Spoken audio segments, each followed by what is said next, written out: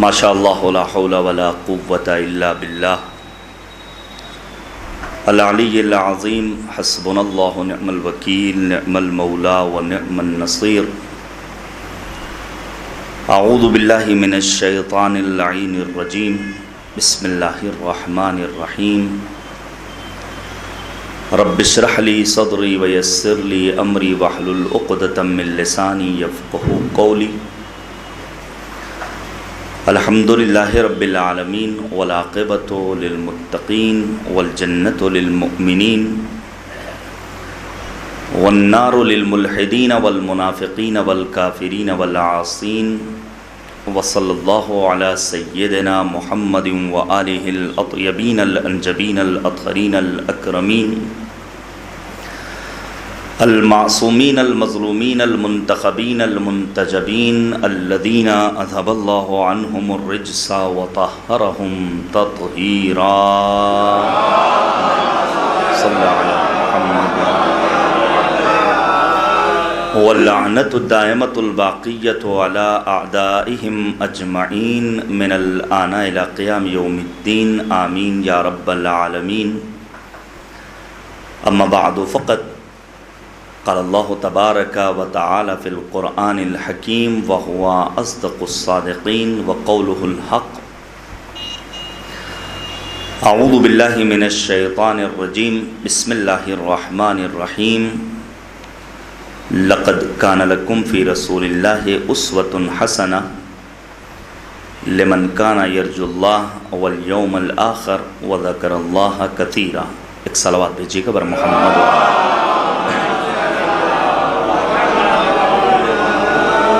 گزارش ہے کہ ایک مرتبہ سورہ حمد اور 3 مرتبہ سورہ اخلاص کی تلاوت کر کے مرحوم و مغفور جناب سید ابرار حسین کاظمی ابن جناب سید صفدر حسین کاظمی مرحوم کی روح کو ارسال فرما دیں۔ اللہم صلی علی محمد۔ بسم اللہ الرحمن الرحیم الحمد للہ رب العالمین الرحمن الرحیم مالک یوم الدین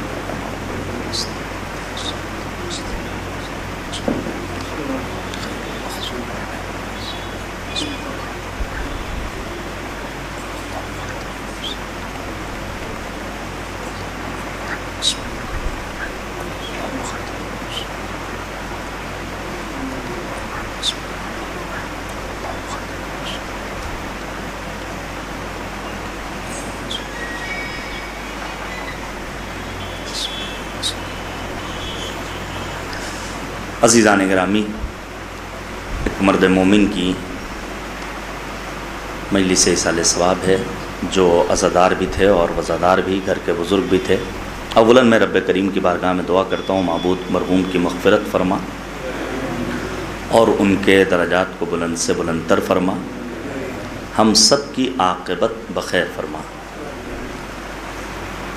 ایک لمبے عرصے کے بعد میرا بستی آنا ہوا، تقریباً شاید 8-10-12 برس کے بعد۔ شکر گزار ہوں ڈاکٹر صاحب کا کہ محبت فرمائی۔ ان مجالس اعزا کا اپنا ایک خاص مقصد ہے۔ ایک حدیث کا سہارا لوں گا جو خود مظلوم کربلا، سبط پیغمبر خاتم، مصباح الہدیٰ، قتیل نینوا حضرت امام حسین علیہ السلام سے ہم تک پہنچی ہے۔ ان مجالس کا مقصد کیا ہونا چاہیے، مجالس میں بیان کیا ہونا چاہیے؟ بہت سارے جوانوں کے ذہنوں میں یہ سوال ہوتا ہے کہ کس خطیب کی بات کو صحیح مانا جائے اور فراز منبر پر آنے والے کس عالم کے بیان کو کس معیار کے مطابق پرکھا جائے۔ نہ گھبرانے کی ضرورت ہے، نہ دور جانے کی ضرورت ہے۔ خود امام حسین نے بیان فرمایا من اتانا لم یعدم خصلۃ من اربع۔ مظلوم کربلا فرماتے ہیں جو شخص ہماری بزم میں آئے گا، جو ہماری مجالس کا اہتمام کرے گا، جو ہمارے فرش عزا کو بچھائے گا، اسے 4 صفات و خصوصیات میں سے کوئی ایک صفت، کوئی ایک خصوصیت، کوئی ایک فضیلت ضرور نصیب ہونی چاہیے۔ 2 مہینے 8 دن مسلسل ہم نے اور آپ نے مجالس اعزا کی میں شرکت کی اور مسلسل یا تذکرہ کیا ہے یا تذکرہ سنا ہے امام حسین کا۔ دیکھنا یہ ہوگا ان 4 صفات اور خصوصیات میں کوئی ایک صفت ہم اپنے وجود میں پیدا کر سکے ہیں یا نہیں۔ پہلی چیز آیت محکمہ، امام فرماتے ہیں جب کوئی فرش عزائے حسین پر آتا ہے تو اس کا عقیدہ توحید مضبوط ہوتا ہے۔ بہت اہم موضوع ہے۔ آج سماج میں طرح طرح کے توہمات اور خرافات نے جگہ لے لی ہے، بے جان دھاگوں پر لوگوں کا بھروسہ زیادہ ہو گیا ہے ذات خداوند سبحان کے مقابلے میں۔ نئی نئی بدعتیں، نئے نئے رسومات، نئے نئے اوہام ہمارے گھروں میں پہنچ چکے ہیں۔ ہمارے استاد حوزہ علمیہ قم میں کہا کرتے تھے کہ اتنا بھروسہ بھی اگر انسان کو خدا کی ذات پر ہو جائے جتنا موسم وبھاگ کی جانکاری پر ہوتا ہے۔ فرض کیجئے کسی کا مکان بن رہا ہو اور دیواریں کھڑی ہو چکی ہوں، شٹرنگ ہو چکی ہو، سلیب کی نوبت آ جائے اور اچانک آپ جب نیٹ پہ سرچ کریں تو یہ محسوس ہو کہ ہاں آنے والے 2 دنوں میں مسلسل موسلادھار بارش ہوگی، تو جو عقل مند انسان ہے وہ کبھی بھی نہیں چاہے گا کہ اس کی سیمنٹ ضائع ہو، اس کا مسالہ برباد ہو، مزدوروں کی مزدوری جائے، وہ 2 دن کام رکوا دے گا۔ ہمارے استاد کہا کرتے تھے اگر اتنا اعتبار بھی ذات خداوند سبحان پر ہو جائے تو کبھی بھی انسانی زندگی میں کوئی پریشانی نہیں آئے گی۔ ڈاکٹر صاحب بیٹھے ہوئے ہیں، ڈاکٹر صاحب ہیں، ہم جب مریض ہوتے ہیں ڈاکٹر کے پاس جاتے ہیں، اس سے نسخہ لکھواتے ہیں اور اس امید کے ساتھ ہم نسخے پر عمل کرنے کی کوشش کرتے ہیں کہ ان دواؤں سے ہمیں شفا ملے گی، اتنا اعتبار بھی ہمارا ذات خداوند سبحان پر نہیں ہوتا ہے جتنا ایک ڈاکٹر کے لکھے ہوئے نسخے پر۔ اور پھر جب ہمارا عزیز اس دنیا سے رخصت ہوتا ہے تو بسا اوقات خفیہ جملے جو ہمارے لبوں پر آ جاتے ہیں، ابھی مرنے کے دن نہ تھے، ہمارا ہی باپ کیوں مر گیا، اللہ کسی اور کو موت دے دیتا، اس طرح کی نہ جانے کتنی باتیں۔ یعنی عقیدہ توحید انسان کا مضبوط نہیں ہے۔ اس دنیا میں جب انسان کو مصیبتیں ملتی ہیں تو پروردگار عالم نے چند طرح کے افراد کا تذکرہ کیا۔ مثلا ایک گروہ وہ ہے جس کے لیے مالک نے آواز دی ان الانسان خلق ہلوعا اذا مسہ الشر جزوعا، ہم نے انسان کو حریص بنایا، ذرا سی مشکل میں وہ گرفتار ہوا تو فوراً جزا و فضا، فریاد و فغاں، مالک سے رشتہ توڑ لینا۔ ہم اللہ سے کیوں مانگیں، اللہ تو ہماری سنتا ہی نہیں ہے، ہم کیوں نماز پڑھیں۔ یہ انسان خدا کی نگاہ میں قابل مذمت ہے۔ اس کے برخلاف ایک گروہ اور ہے جو مصیبتوں کے ہنگام صبر کرنے والا ہے۔ قرآن مجید میں 2 مقامات پر کریم پروردگار کی جانب سے تحفہ درود و تحیت و صلوات و سلام کا تذکرہ ہے۔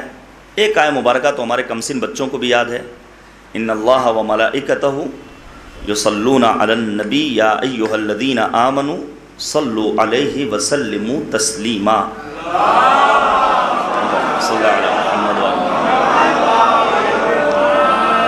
یہ محمد اور آل محمد کے لیے ہے علیہم الصلاۃ والسلام، اور دوسری آیہ کریمہ ان افراد کے لیے ہے جو مصیبتوں پر صبر کرنے والے ہیں۔ مالک آواز دیتا ہے جو مصیبتوں کے ہنگام صبر کرتے ہیں، اولئک علیہم صلوات من ربہم ورحمہ، ایسے بندگان خدا پر کریم پروردگار کی جانب سے تحفہ درود و تحیت و صلوات و سلام۔ لیکن منزل اس سے آگے کی ہے، وہ منزل ہم نے کربلا میں دیکھی ہے۔ صبح عاشور سے عصر عاشور تک مظلوم کربلا امام حسین کتنے جنازے لے کر آئے ہیں؟ کہیں آپ کو ملا کہ امام عالی مقام نے کوئی شکوہ کیا ہو، خدا کی بارگاہ میں کوئی گلہ کیا ہو؟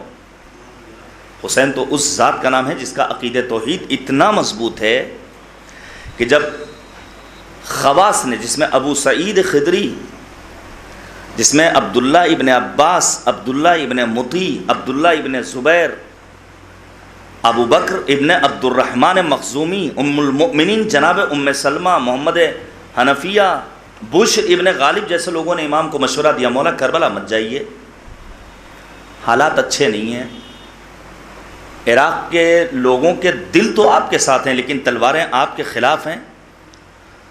اس حساس موقع پر بھی امام عالی مقام نے فقط ایک جملہ کہا، لما بایعت یزید بن معاویہ، میں یزید کی بیعت نہیں کروں گا، آج اس کی ہلاکت کا دن ہے۔ رب کریم کی بارگاہ میں دعا کرتے ہیں، معبود جس طرح یزید آتش جہنم میں جل رہا ہے، بھن رہا ہے، ویسے ہی اگر کوئی یزیدی افکار کا حامل اس روئے زمین پر موجود ہے تو اسے بھی جلد جلد واصل جہنم کر دے تاکہ دنیا میں عدل و انصاف کا راج قائم ہو سکے۔ میں بیان کروں گا یزید کے سلسلے میں چند ایک مطالب تاکہ موضوع سے ہٹوں بھی نہ اور آج کی تاریخ کا حق بھی ادا ہو جائے۔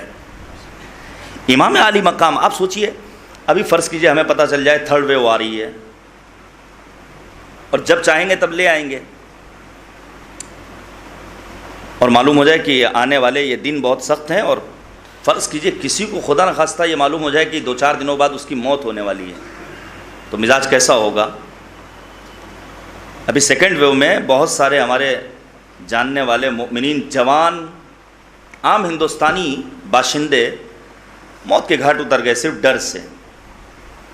امام کو معلوم ہے کربلا میں پہنچنے کے بعد کہ آنے والا دن شب عاشور، آنے والے دن میں ہمارے گود کے پالے میدان کربلا میں مارے جائیں گے۔ امام کو خبر ہے، میں اپنے ششماہ مجاہد علی اصغر کو لے کر میدان کربلا میں جاؤں گا، سوال آپ کروں گا، میرا بچہ تیر ہرملہ کا نشانہ بنے گا۔ امام کو معلوم ہے میرا باوفا بھائی عباس دلاور دریا کے کنارے مارا جائے گا۔ امام حسین کو خبر ہے میں کند خنجر سے ذبح کیا جاؤں گا۔ امام حسین کو اس بات کا بخوبی علم ہے کہ میری بہن زینب و ام کلثوم کے سروں سے چادریں چھینی جائیں گی۔ امام حسین کو خبر ہے سید سجاد کو اسیر بنایا جائے گا، سکینہ کے رخسار پر تماچے لگائے جائیں گے، لیکن ان تمام حالات میں امام علی مقام کا عقیدہ توحید اتنا مضبوط ہے، امام فرماتے ہیں اللہم انت ثقتی فی کل بلا ورجاء فی کل شدہ، خدایا تمام بلاؤں میں، تمام مصیبتوں میں، تمام سختیوں میں میری امید کی واحد مرکز ذات تیری ہی ذات ہے جس پر میں بھروسہ کر سکتا ہوں۔ لہذا ہمارا عقیدہ توحید مضبوط ہونا چاہیے۔ پھر امام فرماتے ہیں جو ہماری بزم میں آئے گا، جو ہماری مجلسوں میں شریک ہوگا، جو ہمارے فرش عزا کا اہتمام کرے گا، قضیۃً عادلہ، اس کے مزاج میں انصاف پیدا ہوگا۔ کربلا کا عظیم ترین درس ہے، جہاں بھی مظلومیت سسکیاں لے رہی ہو، انسانیت دم توڑ رہی ہو، کوئی بولے نہ بولے۔ کسان آندولن ہو رہا ہے، لکھیم پور کا حادثہ پیش آیا، راکیش ٹکیٹ سے پہلے ایک عزادار کی یہ ذمہ داری ہے کہ پہلے وہ صدائے احتجاج بلند کرے ان مظلوموں کے حق میں۔ کیوں؟ کیونکہ مسیحی رائٹر نے کتاب لکھی الحسین فی الفکر المسیحی، حسین ابن علی مسیحی آئیڈیالوجی میں، اس کتاب کے مقدمے میں لکھتا ہے ہمارا سلام ہو حسین ابن علی پر، جنہوں نے اپنی ایک شہادت کے ذریعے دنیا کی مظلوم قوموں کو ظالموں کی آنکھوں میں آنکھیں ڈال کر گفتگو کرنے کا ہنر سکھا دیا ہے۔ تو کیا مزاج میں انصاف فقط ان ظالموں کے لیے جو ہمارے گھروں کے باہر ہیں؟ نہیں، مزاج میں انصاف ہمیں اپنے گھر کے حدود میں بھی پیدا کرنا ہوگا۔ میں بیان کروں گا ابھی کچھ ہی دیر میں کہ گھر میں ہمارا مزاج کبھی کبھی نا انصافی کی طرف کیوں گامزن ہوتا ہے، اور پھر کیوں ہمارا گھر گھرانہ اور گھر گھرانے کا شیرازہ منتشر ہوتا ہوا نظر آتا ہے۔ پھر امام فرماتے ہیں اگر ہماری بزم میں آؤ گے تو اخم مستفادا، تمہیں ایک مفید بھائی نصیب ہوگا۔ اس وقت اسی ایک بزم میں بستی کی سرزمین پر ڈاکٹر بھی ہیں، کاروباری افراد بھی ہیں، اسٹوڈنٹس بھی ہیں، صاحبان علم بھی ہیں، دانشور حضرات بھی ہیں۔ ہاں، اگر مجالس عزا کا اہتمام ہو اور ہمارے مؤمنین فرش عزا پہ آئیں گے تو مختلف فیلڈ سے تعلق رکھنے والے افراد انہیں ایک فرش پر نظر آئیں گے۔ پھر امام فرماتے ہیں وَمُجَالَسَةُ الْعُلَمَاء، تم ہماری مجلسوں میں آؤ گے تو تمہیں علماء کی ہم نشینی کا شرف ملے گا۔ ایک بات تو کلیئر ہو گئی کہ فراز ممبر پر آنے کا حق فقط صاحبان علم کو ہے۔ صاحبان علم سے مراد یہ 7-8-10 میٹر کا امامہ سر پر رکھنے والے نہیں ہیں، صاحبان علم سے مراد ٹوپی شیروانی زیب تن کرنے والے نہیں ہیں، صاحبان علم سے مراد مدرسوں کی چہار دیواری میں 10-20 برس گزار لینے والے افراد نہیں، بلکہ صاحبان علم سے مراد وہ ہے جو بر وقت صحیح فیصلہ لینے کی صلاحیت رکھتے ہوں۔ اب آپ اپنی تاریخ کا مطالعہ کر لیجئے، بڑی سنہری تاریخ ہے ہماری۔ مرزا شیرازی رضوان اللہ تعالی علیہ نے حرمت تمباکو کا فتویٰ دیا، انسانیت کی لاج بچا لی۔ معمار انقلاب امام خمینی رضوان اللہ تعالی علیہ نے بر وقت سلمان رشدی کے قتل کا فتویٰ دیا، آبرو اسلام کو محفوظ کر لیا۔ رہبر معظم انقلاب، خدا سلامت رکھے، آبرو تشیع کہتا ہوں میں ان کو، یہ ہفتہ وحدت ہے۔ رہبر معظم انقلاب نے مقدسات اہل سنت کی توہین نہ کرنے کے سلسلے میں جو عہد آفرین فتویٰ دیا ہے، اسلام ناب محمدی کی حقیقی تصویر کو دنیا والوں کے سامنے پیش کر دیا۔ میں آپ کے سامنے صراحت کے ساتھ کہنا چاہتا ہوں، یہودی لابی کی مکمل پالیسی ہی یہ ہے، انہیں آپس میں لڑاؤ، یہ آپس میں لڑیں گے، الجھیں گے، نتیجے میں ہم اپنے مقاصد میں کامیاب ہوں گے۔ کل تک انہوں نے شیعہ سنی میں اختلاف کرایا، اور جب یہ اپنے مقاصد میں کسی حد تک کامیاب ہو گئے تو ہمیں آپس میں ہی لڑا دیا۔ اب ہمارے اختلافات اہل سنت حضرات سے اس طرح نہیں ہوتے ہیں جو پہلے ہوا کرتے تھے۔ اب ہم آپس میں، یہ پورا محرم گزر جاتا ہے، ہماری ساری کی ساری انرجی ضائع ہو جاتی ہے۔ میرے عزیزو، بہت خوب کہا تھا کسی نے کہ اگر تمہارے اندر اتحاد ہوگا، اگر تم یہ چاہتے ہو کہ تم واقعی معنی میں سرفراز ہو، سربلند ہو، تو تم اپنے آپ کو متحد رکھو۔ وہ شعر میں نے کل رات میں ہی نوٹ کیا ہے، آپ کے سامنے پیش کرنا چاہتا ہوں کہ ایک صلوات بھیجیے گا بر محمد و آل محمد۔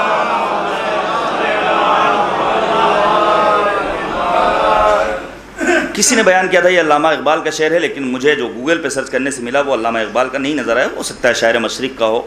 بہرحال بات بہت پیاری ہے۔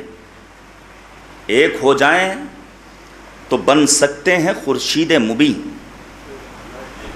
ایک ہو جائیں تو بن سکتے ہیں خورشید مبیں، ورنہ ان بکھرے ہوئے تاروں سے کیا کام بنے۔ انرجی آپس میں بڑھ جائے گی اور ہم آپس میں مختلف الافکار افراد رہ کر کے رہ جائیں گے، اور پھر ہماری مجلسوں میں آنے کا مقصد یہ ہونا چاہیے کہ ہم اپنے وجود میں انصاف پیدا کریں۔ عزیزان گرامی، اگر ان معیارات پر ہماری مجلس اعضاء کا اہتمام ہو رہا ہے تو اند اللہ انشاءاللہ سرخرو ہوں گے، اور شہزادہ یہ کونین سلام اللہ علیہ ہم سے راضی و خوشنود ہوں گی۔ اب یہاں سے میں آپ کی توجہ چاہتا ہوں، تھوڑی دیر آپ کا ساتھ چاہوں گا۔ سرکار سید الشہداء اور قرآن مجید کے درمیان بڑے مشترکات ہیں۔ قرآن مجید کتاب ہدایت ہے جو آج ہماری بزم میں کہیں نہ کہیں کم رونق ہو گیا ہے۔ ہمارے بچپنے میں قرآن مجید کی تلاوت سے باقاعدہ طور پر مومنین بیٹھتے تھے، اور ہیں ابھی پوروانچل میں ایسے علاقے جہاں صبح سے قرآن خوانی کا سلسلہ شروع ہو جاتا ہے۔ رفتہ رفتہ لوگوں کی زندگیوں میں، چونکہ تیز رفتار ماشینی زندگی ہے، انسان دوڑ رہا ہے، بھاگ رہا ہے، کاروبار کی تلاش میں، آفس کی تلاش میں، اسکول کی تلاش میں، وقت کی تنگی کے سبب اب وہ قرآن خوانی کا سلسلہ رک گیا۔ بعض صاحبان ذوق اور بامعرفت افراد قرآن سے اور قرآن مجید کی تلاوت سے مجالس اعضاء کا آغاز کرتے ہیں۔ پھر ہم نے دیکھا کہ مجالس اعضاء کے رقعے پر لکھا جانے لگا مثلا قرآن خوانی اتنے بجے اور خطابت اتنے بجے، لیکن ابھی اکثر اشتہارات وہ ہوتے ہیں اس مجلس کے اشتہار کو چھوڑ کر جہاں قرآن خوانی کا بھی تذکرہ نہیں ہوتا ہے۔ یہ قرآن مردوں کی کتاب بعد میں ہے، ہم زندوں کو کیسے اپنے مردہ دلوں کو حیات نو عطا کرنی ہے، اس کتاب کا نام ہے قرآن مجید۔ آپ توجہ کیجئے گا، کتاب ہدایت ہے قرآن مجید۔ 4 طرح کی ہدایت کا تذکرہ کیا ہے مالک نے۔ ہدی للناس، کسی مکتب، کسی مذہب، کسی کاسٹ، کسی دھرم کا نام نہیں لیا ہے، تمام بشریت کے لیے قرآن مجید کتاب ہدایت ہے۔ کہیں مالک کہتا ہے ہدی للمتقین، یہ قرآن ہدایت ہے صاحبان تقوی کے لیے۔ کہیں پروردگار کہتا ہے یہ قرآن ہدایت ہے اور رحمت ہے صاحبان ایمان کے لیے، کہیں کہتا ہے قرآن ہدایت ہے، رحمت ہے اور قرآن بشارت ہے صاحبان اسلام کے لیے۔ اور پھر قرآن مجید کی ہدایت کے مختلف اہم پہلو ہیں۔ مثلا قرآن مجید ایک ایسی کتاب ہدایت ہے لا یاتیہ الباطل من بین یدیہ ولا من خلفہ، قرآن میں باطل اوہام کا گزر ممکن نہیں ہے۔ قرآن مجید میں توہمات و خرافات ممکن نہیں ہے۔ قرآن صراط مستقیم کی جانب رہنمائی کرنے والی کتاب ہے۔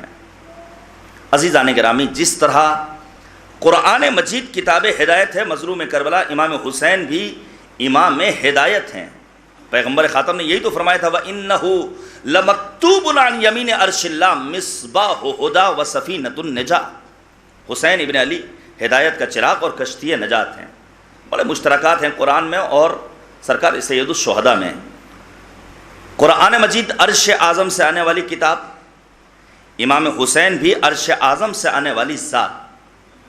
قرآن کریم نبی اعظم سے ملنے والی میراث، حدیث ثقلین کی روشنی میں، شیعہ سنی معتبر منابع کی روشنی میں کہا جا سکتا ہے کہ امام حسین بھی نبی اعظم سے ملنے والی میراث۔ قرآن مجید آج 14 صدیاں گزر گئیں، کوہنگی کے آثار اس پر نمایاں نہیں ہوئے. 14 صدیاں گزر گئیں تقریباً، امام حسین کے تذکرے پر کوہنگی کے آثار نمایاں نہیں ہوئے.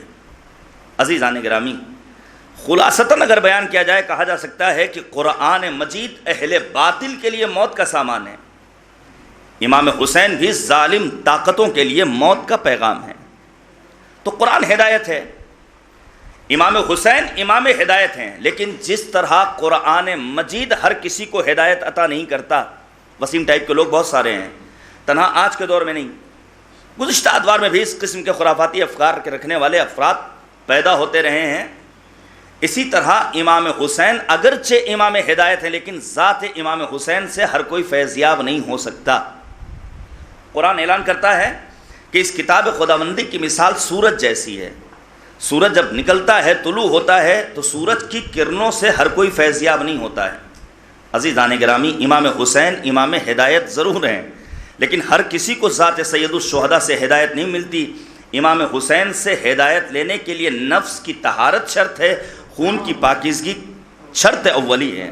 جناب عظیم امروہوی نے بہت خوب کہا تھا اپنے 6 مصروں میں، قرآن اور حسین کا ہر پیغام ایک ہے، قرآن اور حسین کا ہر کام ایک ہے، آغاز ایک، دونوں کا انجام ایک ہے، اعجاز ایک، دونوں کا اکرام ایک ہے، دونوں کمال علم کے پیکر ہیں دوستو، دونوں ہی بوسہ گاہ پیمبر ہیں دوستو.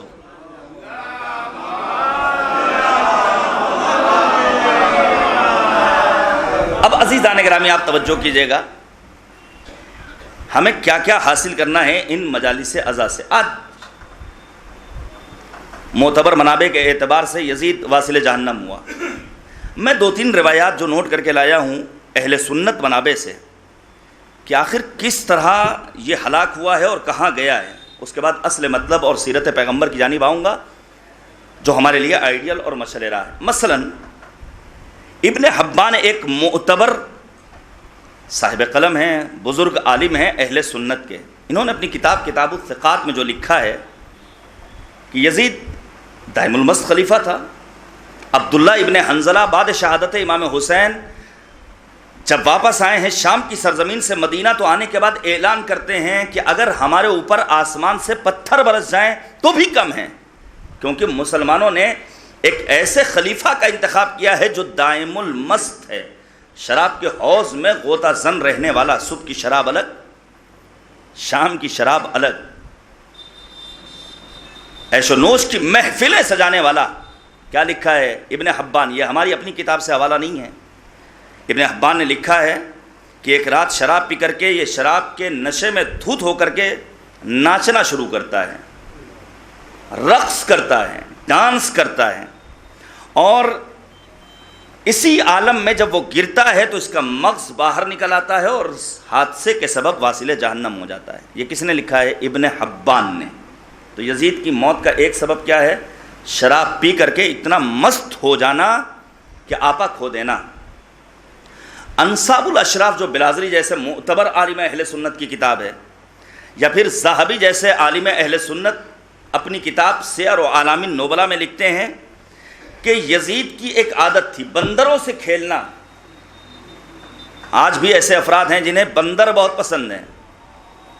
امیر المؤمنین نے اسی لیے فرمایا ہر دیکھنے والے انسان کو جو تمہاری آنکھوں سے دکھ رہا ہو انسان مت سمجھ لینا. میں آپ کے سامنے بیان کروں، مثلا قرآن کریم نے اعلان کیا اِنَّكَ لَا تُسْمِعُ الْمَوْتَى، اے پیغمبر آپ مردوں سے گفتگو مت کیجیے گا. تو کیا پروردگار عالم نبی اعظم کو خطاب کر کے یہ کہنا چاہتا تھا اے پیغمبر آپ قبرستان میں جا کر خطبہ مت دیجیے گا؟ نہیں، بلکہ پروردگار عالم کا خطاب یہ ہے اے پیغمبر ایسی بزم میں گفتگو مت کیجیے گا جہاں سننے سمجھنے کی صلاحیت نہ ہو. امیر المؤمنین نے اسی کی وضاحت کی الصورت صورت انسان والقلب قلب حیوان. ہیں ایسے افراد جن کا ظاہری قیافہ تو انسانوں جیسا ہے، وگرنہ حقیقت میں یہ جانوروں سے زیادہ بدتر ہیں. امیر المؤمنین فرماتے ہیں یہ چلتی پھرتی لاشیں ہیں جو تمہیں نگاہوں سے دکھائی دے رہی ہیں. یزید بندروں سے کھیلتا تھا، اس کی عادت تھی، اس کا مشغلہ تھا بندروں کو گدگدی لگانا. یہ کس نے لکھا ہے؟ ذہبی نے. یہ کس نے لکھا ہے؟ بلازری نے، جو ہمارے عالم نہیں ہیں. علماء اہل سنت کے ردیف اول میں ان کا شمار ہوتا ہے. انہوں نے لکھا ہے کہ بندر کو گدگدی لگاتا ہے اور پھر نتیجے میں بندر نے جو اس کو کاٹا ہے تو اس نتیجے میں یزید ہلاک ہوا ہے اور واصل جہنم ہوا ہے، جس کی خوشیاں آج تمام شیعان حیدر کرار منا رہے ہیں اور یزید کو لعنت کا طوق پہنا رہے ہیں۔ یہ دو علتیں آپ کے سامنے میں نے بیان کی ان کی اپنی کتاب سے۔ یا پھر ابن اسیر نے اپنی کتاب نہایہ میں اور ابن منظور نے اپنی کتاب لسان العرب میں لکھا ہے کہ یزید کی گردن میں ایک پھوڑا نکلا تھا، اس پھوڑے کے سبب اسے سانس لینے میں اس حد تک اذیت ہوئی کہ واصل جہنم ہو گیا۔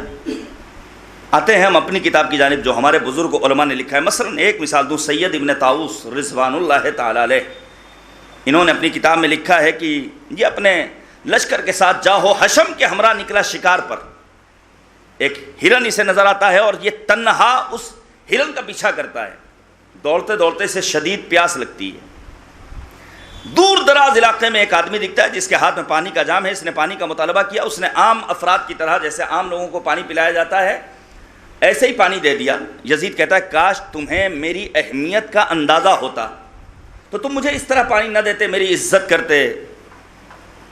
اپنے ناقص میں اپنے آپ کو عزیز سمجھ رہا تھا، لیکن مالک نے آواز دی تعز من تشاء و تذل من تشاء، صاحب عزت ذات پروردگار ہے، جسے چاہتا ہے عزت کا مالک بناتا ہے، جسے چاہتا ہے اس کے مقدر میں ذلت لکھ دیتا ہے۔ اب یہ انسان جو پانی کا جام لیے ہوئے تھا سوال کرتا ہے من انت، تو ہے کون؟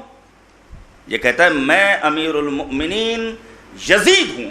جیسے ہی اس نے یزید کا نام سنا وہ کہتا ہے انت واللہ قاتل الحسین، خدا کی قسم تم امام حسین کے قاتل ہو، انت واللہ عدو واللہ، تم خدا کی قسم دشمن خدا ہو۔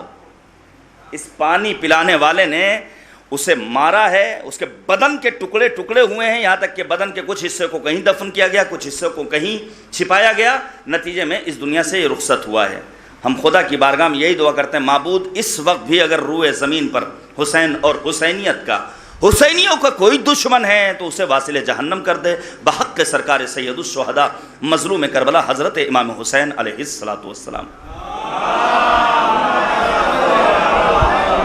اب آپ توجہ کیجئے گا میرے عزیزو، امام علی مقام کیوں آئے ہیں میدان کربلا میں؟ آپ سنتے رہتے ہیں وہ وصیت کا فقرہ، میں نکلا ہوں کس لیے؟ تاکہ میں اپنے نانا کی امت کی اصلاح کروں، اور اصلاح بھی معجزے کے ذریعے نہیں۔ بعض افراد ہمارے سماج میں آپ کو ملیں گے مولانا دعا کر دیجئے، اور ہیں ایسے افراد انہی پاکیزہ لباسوں میں جو قوم کے بھولے بھالے افراد کو دعا تعویذ گنڈے میں پھنسا کر کے ان کی جیبوں کو خالی کرنے پر اتاروں ہیں، اس سے اچھا لفظ نہیں ہے، اور جوان بھی چاہتے ہیں راتوں رات لکھپتی بن جائیں۔ میں اسی سماج کا ایک جوان ہوں، حساس جوان ہوں، ایکٹیو جوان ہوں، دوڑنے بھاگنے والا محنت کرنے والا جوان ہوں، مجھے کاہلی، سستی، تساہلی سے سخت نفرت اور الرجی ہے۔ ہمارا جوان یہ چاہتا ہے کہ بس کہیں سے بارش ہو جائے، کہیں سے پیسے کی برسات ہو جائے۔ مولانا کوئی دعا بتا دیجیے رزق میں برکت ہو جائے۔ میں آپ کے سامنے پیش کروں مرحوم باپ کے اصال ثواب کی مجلس ہے، بڑے لائق فائق بچے اور ہمارے بزرگ ہیں، بزرگوار ہیں یہ حضرات، مرحوم کمپانی رضوان اللہ تعالی علیہ، توجہ کیجیے گا، استاد ہیں مرحوم آیت اللہ العظمیٰ بہجت اور مفسر قرآن علامہ محمد حسین طباطبائی رضوان اللہ تعالی علیہ کے۔ آنے والا آتا ہے مرحوم کمپانی کے پاس اور آنے کے بعد کہتا ہے آغا رزق روزی کے دروازے بند ہیں، کوئی عمل بتا دیجئے۔ مرحوم کمپانی نے کہا یہ بتاؤ تم نے حقوق اللہ ادا کیے؟ اس نے کہا جی ہاں، میں نماز کا پابند ہوں، واجبات دین کو انجام دیتا ہوں۔ کہا تم نے حقوق الناس کی رعایت کی؟ وہ کہتا جی ہاں۔ کہا نہیں ذرا غور کرو کہیں ایسا تو نہیں کہ ماں باپ کے حقوق تم نے ضائع کیے ہوں؟ یہ خطاب میرا جوانوں سے ہے۔ اب اس نے جب زور ڈالا تو اس کے ذہن میں آتا ہے کہ ایک روز اس کی بیوی میں اور اس کی ماں میں کہا سنی ہو گئی۔ اگر وقت رہا تو میں اشارہ کروں گا گھروں کا ماحول کیا ہے موجودہ دور میں، ہمارے بزرگوں کی ذمہ داری کیا ہے، اور بزرگوں کے سامنے ہم جوانوں کی ذمہ داری کیا ہے، سیرت پیغمبر ہم سے کیا مطالبہ کرتی ہے۔ اب مرحوم کمپانی نے کہا یہ بتاؤ تم نے اپنی ماں سے معافی مانگی؟ وہ کہتا میں نے معافی مانگ لی تھی اسی وقت۔ کیا کیا تھا اماں نے؟ ان کا ری ایکشن کیا تھا؟ انہوں نے سر ہلا دیا تھا، کہا ایسے نہیں، اگر ماں سے معافی کا طلبگار ہونا ہے تو جاؤ ان کے قدموں کا بوسہ لو اور پھر کہو مجھے معاف کر دیجئے۔ عزیزان گرامی، جاتا ہے ماں کے قدموں سے لپٹ جاتا ہے، ماں معاف کرتی ہے، رزق و روزی کے دروازے اس کے لیے کھل جاتے ہیں۔ میں گزارش کروں گا اپنے بزرگوں سے، والدین سے، خبردار اپنے بچوں کو کبھی بد دعا مت دیجیے۔ مائیں بد دعا نہیں دیتی ہیں، مائیں رقیق القلب ہوتی ہیں، مظہر رحمت پروردگار۔ ماں بد دعا نہیں دیتی، ناراض بھی ہوتی تو فوراً راضی ہو جاتی ہے، لیکن اگر باپ ناراض ہو جائے، دل برداشتہ ہو جائے اور اولاد کے حق میں بد دعا کر دے تو سامن الحجج امام رضا غریب فرماتے قلت النسل وانقطاع، نسل منقطع ہو جاتی ہے، پھر کوئی نام لینے والا بھی باقی نہیں بچتا ہے۔ اس لیے تو آغا بہاؤالدینی نے کہا ہے جب میں کسی کو ترقی کرتے ہوئے دیکھتا ہوں یا کسی کو تنزلی کا شکار ہوتے ہوئے دیکھتا ہوں تو بے ساختہ ایک جملہ میرے لبوں پر آتا ہے، اگر انسان ترقی کر رہا ہے تو گویا ماں باپ کی دعائیں اس کے شامل حال ہیں، اور اگر کوئی تنزلی کا شکار ہو رہا ہے گویا ماں باپ کی بد دعائیں اس کے شامل حال ہیں۔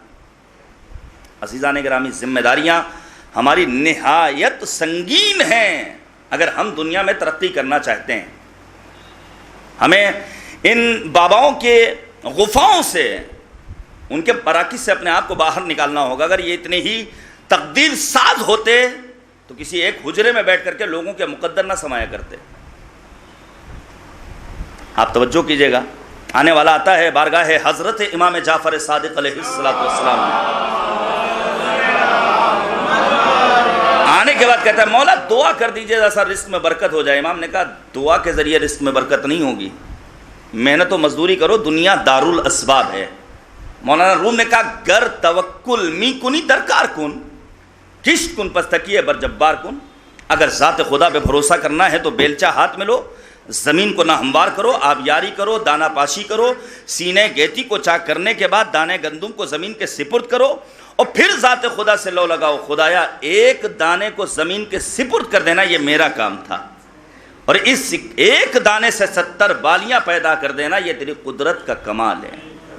ہمارا جوان تو محنت کرتا ہی نہیں، راتوں کو جاگتا ہے، دن میں سوتا ہے۔ قومیں ترقی کر رہی ہیں، میں آپ کے سامنے بیان کر دوں، مانگنے کی عادت ہو گئی ہے۔ آپ انصاف سے بتائیے، بہت معذرت کے ساتھ، میرا ادارہ، میری فیلڈ بالکل جدا ہے اس پورے ہندوستان میں، یہ بات کہنے کا میں حق رکھتا ہوں۔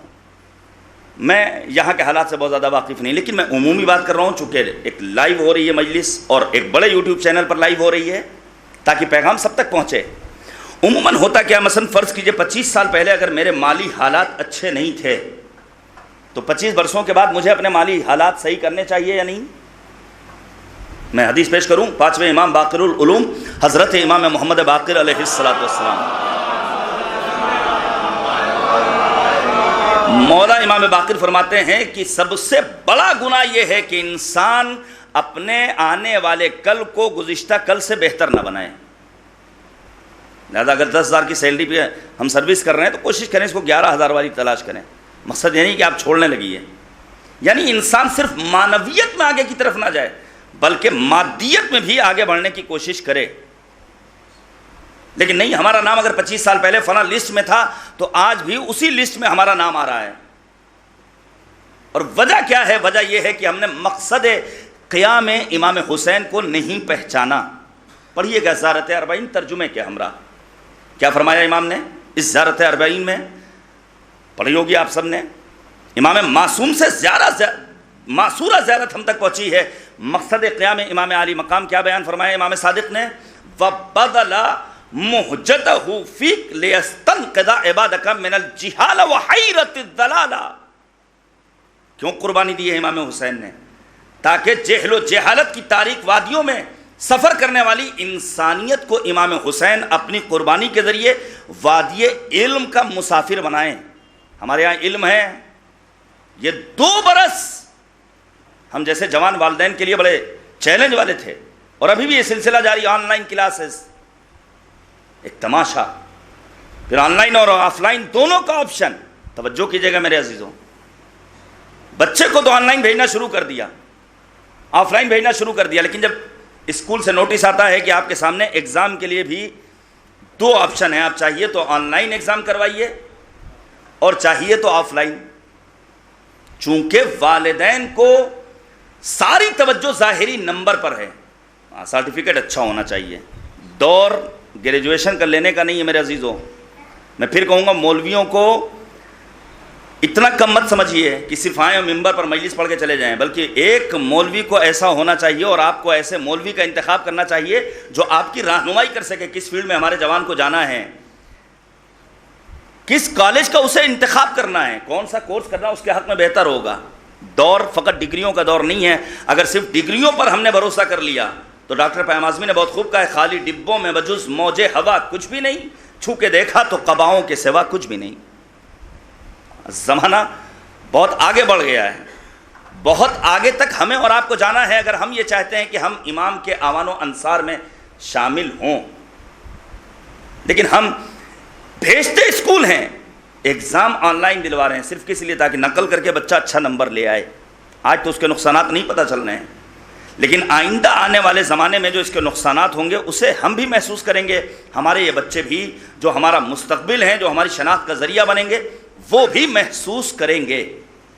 میں بیان کروں گا بھی علم کے سلسلے میں چند ایک مطالب. عزیزان گرامی، چونکہ علم نہیں آیا ہمارے یہاں، اور اگر علم آ بھی گیا تو ہمارا جوان یہی کہتا ہے مولانا ہم کیسے کیا کریں، یہ کام ہمارے شایان شان نہیں ہے. یعنی مانگ لینا ان کے شایان شان ہے، دوسروں کے سامنے دست سوال دراز کر دینا ان کے شایان شان ہے. لیکن اگر ہم کہہ دیں فلاں ورک شاپ ڈال دو، زیادہ پیسے بھی نہیں لگیں گے، 100 200 300 روپے شام میں لے کر کے تم گھر آ سکتے ہو، کیوں بھائی کیوں نہیں شایان شان ہے؟ یہی کہتا ہے ہم نے تو گریجویشن کر رکھا ہے. باپ نے ایک چھوٹے سے حقیر شغل کے ذریعے پاکیزہ رزق کما کر کے تمہاری تربیت کی ایک ڈگری دلا دی، تو اب یہ کہتے ہو تمہارے شایان شان نہیں ہے. یہ کس امام کو ماننے والے ہیں؟ جس نے عزت نفس کا درس دیا ہے. میں روایت پیش کروں. روایت کہتی ہے آنے والا آتا ہے بزم امام حسین میں، آنے کے بعد کچھ کہنا چاہتا ہے. امام عالی مقام نے جیسے ہی یہ دیکھا کہ آنے والا کچھ کہنا چاہتا ہے، مولا نے کاغذ قلم دیا، کہا تمہارے جو بھی مطالبات ہیں اسے لکھ دو. ایک حسینی کی جیب میں قلم بھی ہونا چاہیے، کاغذ بھی ہونا چاہیے. یہ میں آپ کو بتا رہا ہوں، بالخصوص ہمارے نوجوانوں کے پاس. مجالس تو بہت سنتے رہتے ہیں آپ، نہ جانے کون کون سے خطبہ. خود ہمارے برادر عزیز خدا سلامت رکھے ہمارے بچپن کے دوست مولانا حیدر مہدی یہاں موجود ہیں، نہ جانے کس کو آپ سنتے رہتے ہیں. لیکن جب تک ان باتوں کو ہم قلم بند نہیں کریں گے، ہیں ایسی بستیاں اسی ہندوستان کی سرزمین پر جو باتوں کو نوٹ کرتی ہیں. نہیں ہے ابھی چلن ہمارے یہاں. ہم نے بزرگ مراجع کو دیکھا ہے، ہم نے اسی ہندوستان میں ڈاکٹر قلب صادق صاحب قبلہ علی اللہ مقامہ کو دیکھا ہے، جو ہم جیسے چھوٹے طلاب کی بھی باتوں کو نقل کرنے کے لیے لکھ لیا کرتے تھے. امام نے اسے کاغذ قلم دیا، تم اپنے مطالبات لکھو. اس نے لکھا مولا میں فلاں شخص کا 500 درہم کا مقروض ہوں، میں صرف چند دنوں کی مہلت چاہتا ہوں، آپ واسطہ بن جائیے. پیسے کا مطالبہ اس نے نہیں کیا ہے. امام عالی مقام نے اسے 1000 درہم دیے اور کہا 500 درہم سے قرض ادا کرنا اور 500 درہم سے گھر کے اخراجات پورے کرنا. پھر امام نے اسے ایک نصیحت کی. امام کہتے ہیں دیکھو جب کبھی اگر مانگنا ہی پڑے تو خدا سے مانگنا، واسطہ ہمیں بنانا، اور اگر اپنے ہی جیسے انسان سے مانگنا پڑے تو ہر کسی کے سامنے اپنے دست سوال کو دراز مت کرنا. 3 شرطیں بیان کی. امام فرماتے ہیں دی دین، اس سے مانگنا جو دیندار ہو، جو نہ دے سکے تو تمہارے حق میں خدا کی بارگاہ میں دعا کر سکے، خدایا میرے فلاں بندے مؤمن کی مشکل کو حل کر دے. او مروتن، اگر مانگنا ہی ہو تو ہر کسی سے مت مانگنا، اس سے مانگنا جو جوان مرد ہو، جو اپنی پاکٹ سے نکال کر کے نہ دے سکے تو کم از کم وہ تمہاری رہنمائی تو کر سکے کہ فلاں ادارے میں جا کر کے تمہاری مشکل حل ہو سکتی ہے. پھر فرمایا او حاسبن، اگر مانگنا ہی پڑے تو اس سے مانگنا جس کا فیملی بیک گراؤنڈ اچھا ہو، دیکھ لینا کس خاندان اور قبیلے سے تعلق رکھنے والا ہے.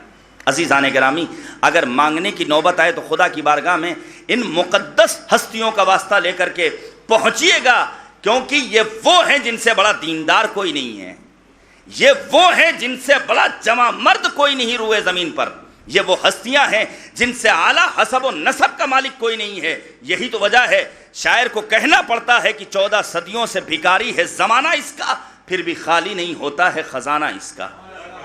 مانگنے کا سلیقہ ہونا چاہیے تمہارے پاس. عزیزان گرامی، پیغمبر کی سیرت، آل پیغمبر کی سیرت ہمارے لیے مشعل راہ ہے. چونکہ ولادت کے ایام ہیں نبی خاتم کے، سورہ احزاب کی مشہور و معروف آیت کریمہ لقد کان لکم فی رسول اللہ اسوۃ حسنہ، تمہارے لیے ذات پیغمبر بہترین نمونہ عمل ہے. لیکن نمونہ عمل بنانے کے لیے نبی خاتم کی زندگی کو پروردگار نے 3 شرطیں بیان کی. لمن کان یرجو اللہ، سب سے پہلے تو عقیدہ توحید، والیوم الاخر عقیدہ معاد، اور یاد خدا بندی. یہ بہت اہم ہے. قرآن مجید میں تقریباً 1500 آیات ہیں موت کے سلسلے میں، عذاب کے سلسلے میں، جنت و جہنم کے بارے میں. ماہرین علوم قرآن کا کہنا ہے کہ شاید ہی قرآن مجید کا کوئی صفحہ ایسا ہو جہاں موت کا تذکرہ اللہ نے نہ کیا ہو، لیکن ہم پھر بھی گھبراتے ہیں. کیوں؟ انسان کم موت سے گھبراتا ہے جب اس کے گناہوں کا بوجھ سنگین ہوتا ہے اور جب دنیا کا دل دادا ہوتا ہے. مرزا شیرازی کے پاس ایک شخص آتا ہے اور آنے کے بعد کہتا ہے اگر آپ کو پتہ چل جائے کہ آئندہ ہفتے آپ کو موت آنے والی ہے تو آپ کا لائف سٹائل تبدیل ہوگا یا نہیں، طرز حیات میں کوئی تبدیلی آئے گی؟ مرزا شیرازی نے کہا میرا طرز حیات جو آج ہے یہی 1 ہفتے تک جاری و ساری رہے گا، کوئی تبدیلی نہیں آئے گی. عزیزان گرامی، ذات پیغمبر کو نمونہ عمل بنانا ہے ان شرطوں کے ساتھ. تو کیا تنہا ذات پیغمبر نمونہ عمل ہے؟ نہیں. مثلا شہزادی کونین کے بارے میں امام زمانہ فرماتے ہیں وَلِيَفِّ بْنَتَ رَسُولِ اللَّهِ اُسْوَةٌ حَسَنَةٌ، میرے لیے بنت پیغمبر آئیڈیل اور نمونہ عمل ہے. امام حسین میدان کربلا میں کہتے ہیں لکم فی اسوہ، تمہارے لیے مجھ حسین کی زندگی نمونہ عمل ہے.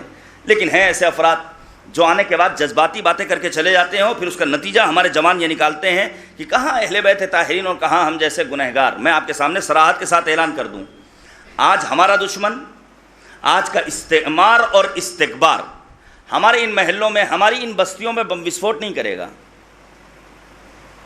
ہمارا دشمن ہمارے سماج میں نفوذ کے لیے جہاں ڈالر خرچ کر رہا ہے، جہاں ہمارا دشمن ہمارے سماج میں نفوذ پیدا کرنے کے لیے غیر اخلاقی فلمیں بنا رہا ہے، ہزاروں کی تعداد میں سوشل میڈیا پر، یوٹیوب چینلز پر اور نہ جانے کہاں کہاں ایسے مطالب آپ کو مل جائیں گے جس سے ہمارے جوان بہک سکتے ہیں. جہاں سیٹلائٹ چینلز کام کر رہے ہیں وہیں جوانوں نے ایک اور، جوانوں کو راہ مستقیم سے منحرف کرنے کے لیے دشمنوں نے ایک اور حربہ اختیار کیا. وہ کیا ہے؟ وہ ہے کہ انسان کو گناہوں کے سبب نا امید بنایا جائے. توجہ کیجیے گا، ایک اہم مطلب ہے یہ. نہ جانے کتنے ایسے افراد ملتے ہیں مولانا ہمت نہیں ہوتی خدا کی بارگاہ میں حاضری دینے کی، اتنے گنہگار ہو گئے ہیں. میں آپ کے سامنے ایک جملہ کہنا چاہتا ہوں، قدر کیجیے گا اس ایک جملے کی اور آخر تک ایسے ہی مجلس سن لیجیے گا جیسے آپ سن رہے ہیں. خدا کی بارگاہ میں مغفرت طلبی کی واحد شرط یہ ہے کہ حر کی طرح انسان کے اندر جرأت پیدا ہو جائے. اگر بات سمجھ میں آ گئی صلوات بھیجیے گا بر محمد و آل محمد. جب تک حر والی جسارت و جرأت پیدا نہیں ہوگی، آپ سوچئے کیا امام حسین نے حر جب پہنچے ہیں تو کوئی سوال کیا تم ہی تو تھے کہ تمہاری وجہ سے ہم یہاں آئے ہیں، ہمارے خیموں میں پانی؟ کچھ نہیں، گلے لگایا ہے. کہا تمہاری ماں نے کتنا اچھا نام رکھا ہے، انت حر فی الدنیا والآخرہ، دنیا اور آخرت میں تم آزاد ہو. عزیزان گرامی، نتیجہ یہ نکلا گناہ کتنا ہی عظیم کیوں نہ ہو. وقت نہیں ہے وگرنہ میں سورہ زمر کی آیت نمبر 53 کا جو پس منظر ہے پیش کرتا. قاتل جناب حمزہ وحشی کو پروردگار نے معاف کیا ہے. بہلول نباش جیسے انسان کو پروردگار عالم نے معاف کیا ہے. یعنی انسان اگر اپنے امام وقت کی معرفت کے ہمراہ خدا کی بارگاہ میں احساس ندامت کے ساتھ اپنے گناہوں کا اعتراف کر لے تو پروردگار انسان کے گناہوں کو معاف کر دیتا ہے. اور پھر شاعر کو کہنا پڑتا ہے عشق مولا میں میرا دل جب فنا ہو جائے گا، یا مدینہ یا نجف یا کربلا ہو جائے گا، اور دیکھ کر فوج عدو میں حر کو کہہ سکتا تھا کون، خاک ہو کر شامل خاک شفا ہو جائے گا. عزیزان گرامی، گناہ کتنے ہی عظیم کیوں نہ ہو جائیں، اگر انسان کے پاس سلیقہ دعا ہے، التجا کا طریقہ معلوم ہے، تو پروردگار عظیم گناہوں کو بھی معاف کر دینے والا ہے. سیرت پیغمبر نمونہ عمل ہے. لیکن یہی کہہ کر کے بہانہ بنا دیا کہاں وہ اور کہاں ہم. میں آپ کے سامنے بتا دینا چاہتا ہوں اور یہ بات آپ کے لیے کلیئر کر دینا چاہتا ہوں کہ سیرت پیغمبر کا کون سا پہلو ہمارے لیے نمونہ عمل ہے. دیکھیے پروردگار نے ہم سب کو 2 طرح کے کمالات عطا کیے ہیں. ایک وہ ہیں جو ذاتی ہیں.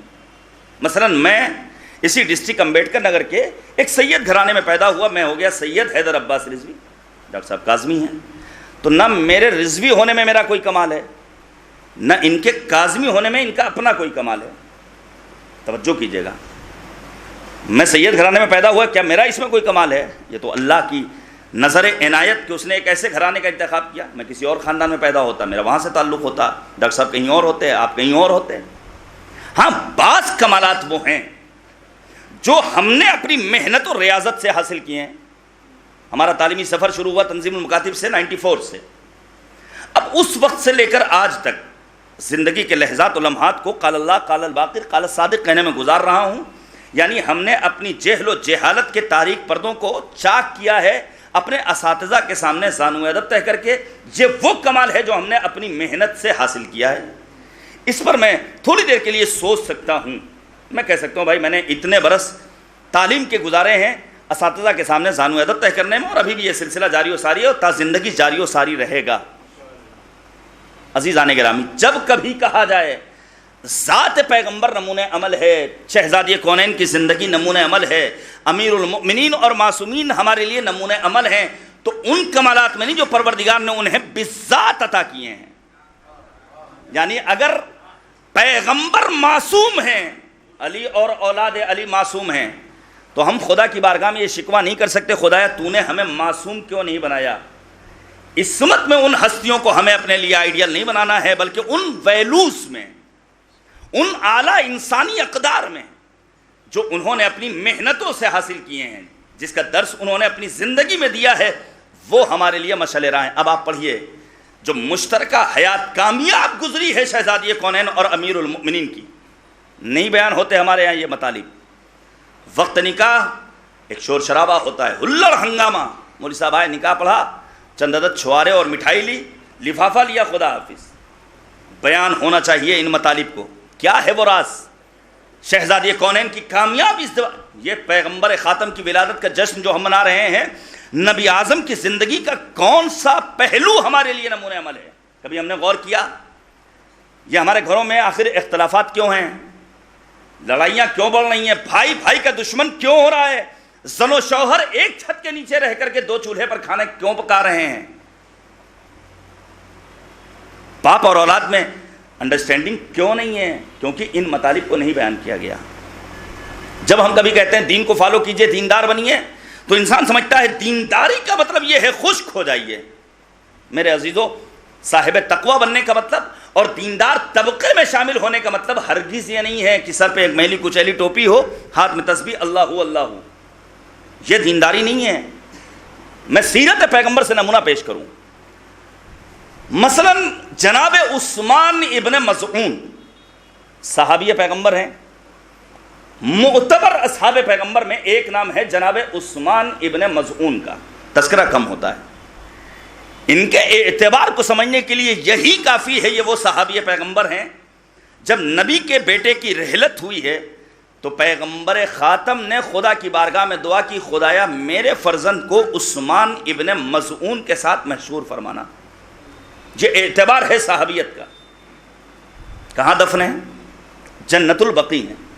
عثمان ابن مظعون کی زوجہ آتی ہے نبی کے پاس شکایت لے کر کے، آنے کے بعد کہتی ہے نبی خدا عثمان ابن مظعون نے گھر کے ایک گوشے میں مسجد بنا رکھی ہے، یتعبد فیہ، جس میں اللہ سجدوں پر سجدے، دنا دن سجدے۔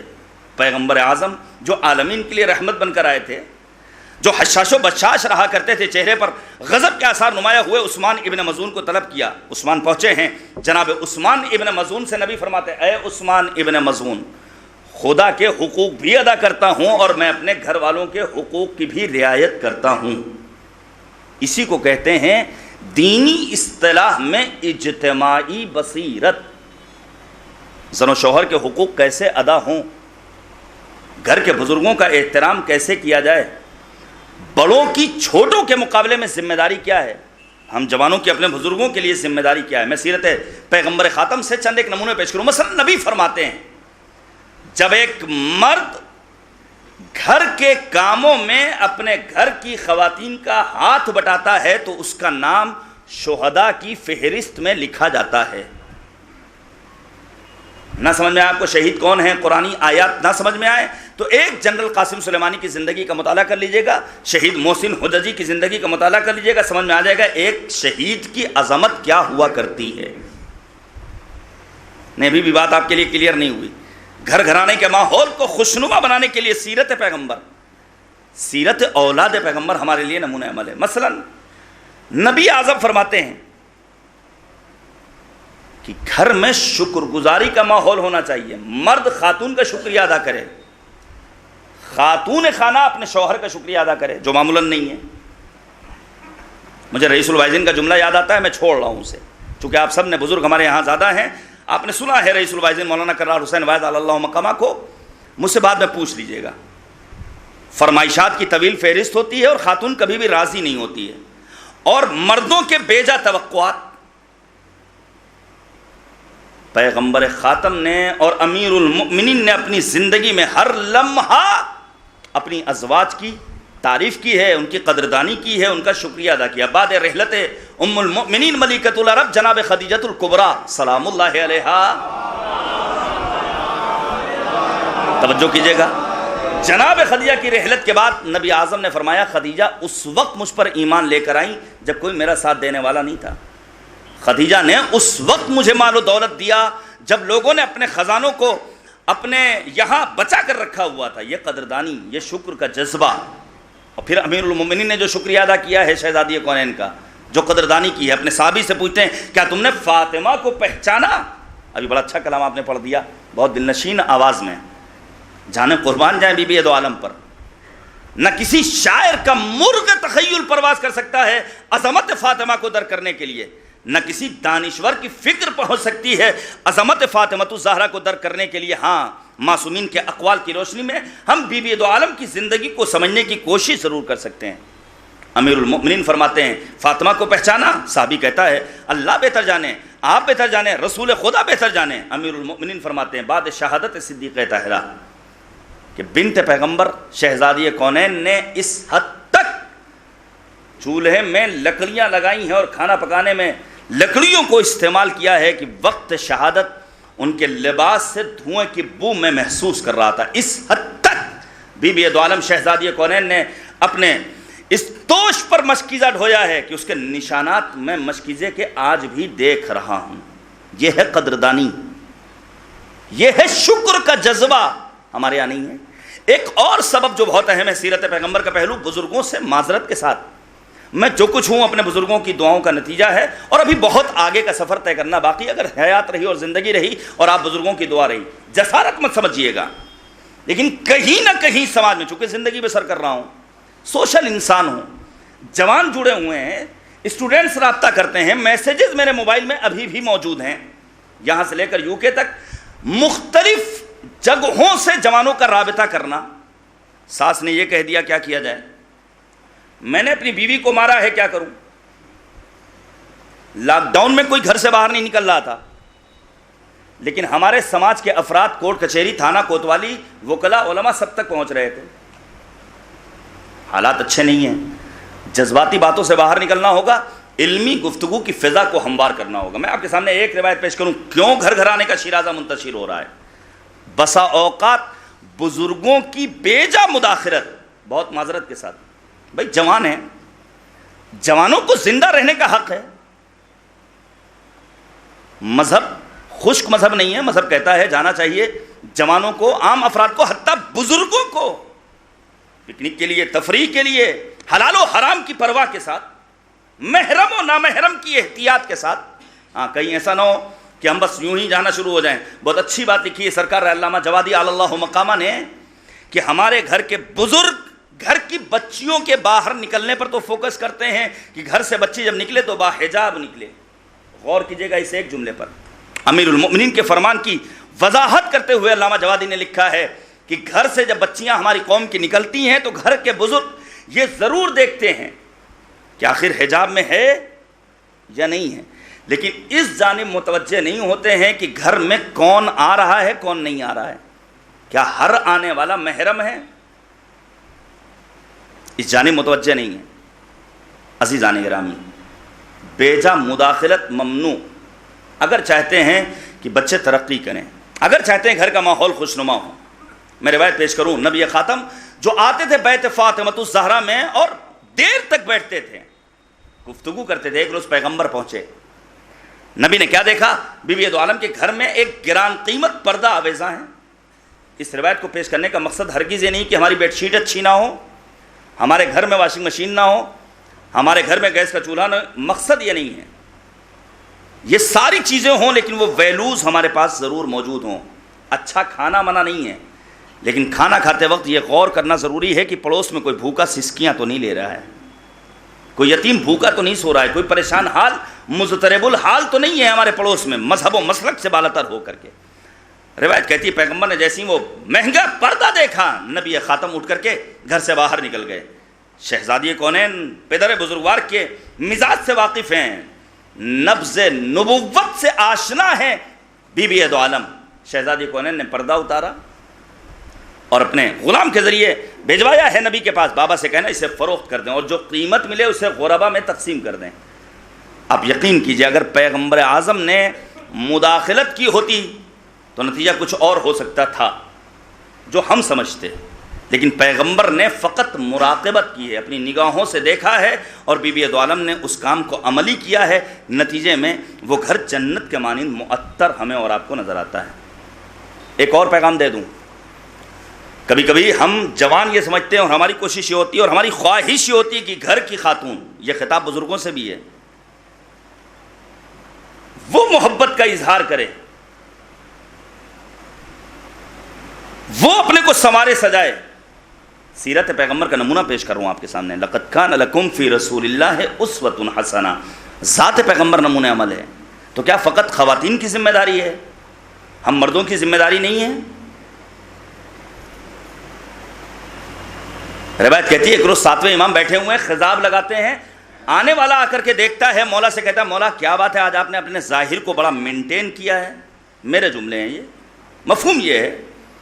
امام فرماتے ہیں اس جملے کو سنہری حرفوں میں ہر گھر میں فریم کرا کر کے لگانے کے قابل ہے. امام کاظم فرماتے ہیں جس گھر کا مرد اپنے ظاہر کو سنوارتا ہے اس گھر کی خاتون کی عفت میں اضافہ ہوتا ہے. پھر سے پیش کر دوں, جب مرد اپنا ظاہر سنوارتا ہے تو خاتون خانہ کی عفت میں اضافہ ہوتا ہے.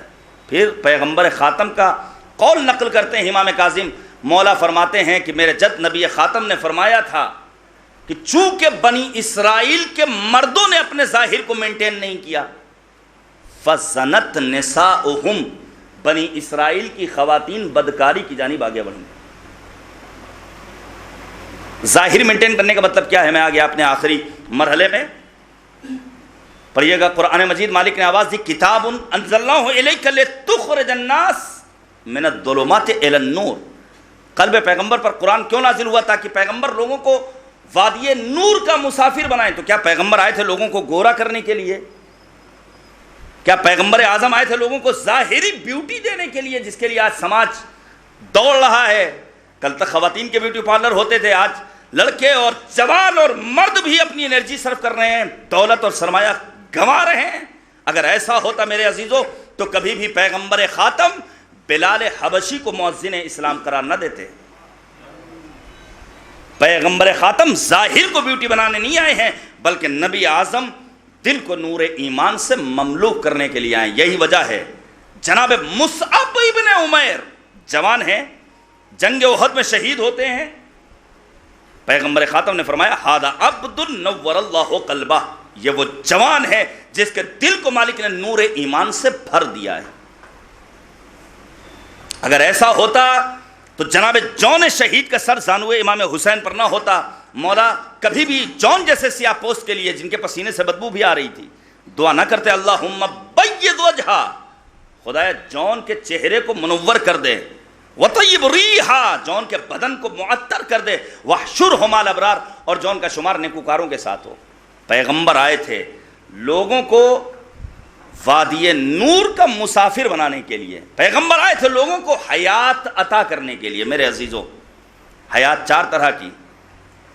کبھی نباتات کی حیات کا تذکرہ مالک نے کیا ہے, جو الارض بعد موتہا, مردہ زمین کو حیات کون عطا کرتا ہے؟ کریم پروردگار.